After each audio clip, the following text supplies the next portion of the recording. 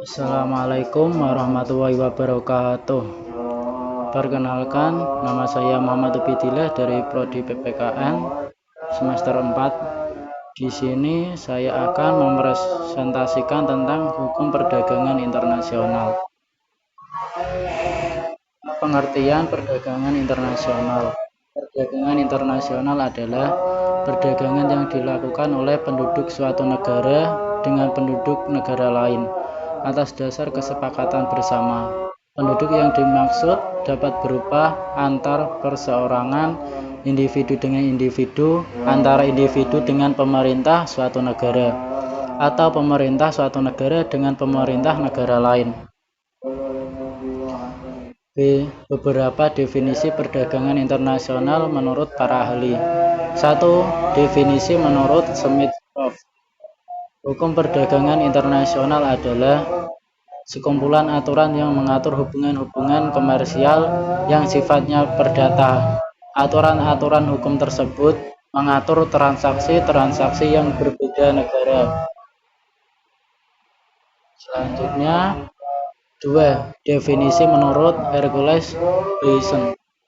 Perdagangan internasional adalah perdagangan yang dilakukan oleh penduduk suatu negara dengan penduduk negara lain atas dasar kesepakatan bersama. Penduduk yang dimaksud dapat berupa antara perorangan, individu dengan individu, antara individu dengan pemerintah suatu negara, atau pemerintah suatu negara dengan pemerintah negara lain. C. Asas hukum perdagangan internasional. 1. Asas kebebasan berkontrak. 2. Pengakuan asas kebebasan serta praktek perdagangan antar negara. 3. Asas iktikad yang baik dan transaksi yang jujur. D. Tujuan perdagangan internasional. 1. Mencapai perdagangan internasional yang stabil. 2. Memberikan lebih banyak peluang kerja.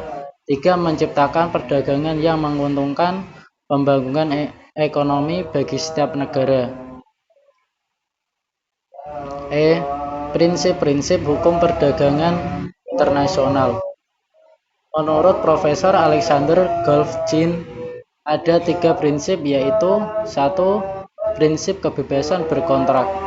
Dalam prinsip kebebasan berkontrak ini termasuk pula kebebasan untuk memilih forum penyelesaian sengketa dagangnya, serta mencakup pula kebebasan untuk memilih hukum yang akan berlaku terhadap kontrak yang dibuatnya.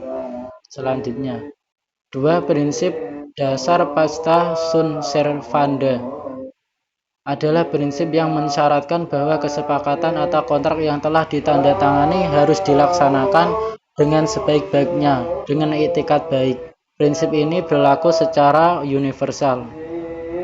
Yang ketiga, prinsip dasar penyelesaian sengketa melalui arbitrase. Arbitrase dalam perdagangan internasional adalah merupakan forum penyelesaian sengketa yang umum digunakan. Klausul arbitrase sudah semakin banyak dicantumkan dalam kontrak-kontrak dagang. F. Sebab-sebab timbulnya perdagangan internasional. 1. Perbedaan kekayaan alam yang dimiliki. 2. Perbedaan politik, sosial, dan budaya. 3. Perbedaan tingkat kecerdasan dan peradaban bangsanya. 4. Perbedaan jumlah penduduk dalam perbandingan luas tanah. 5. Perbedaan iklim dan keadaan alam.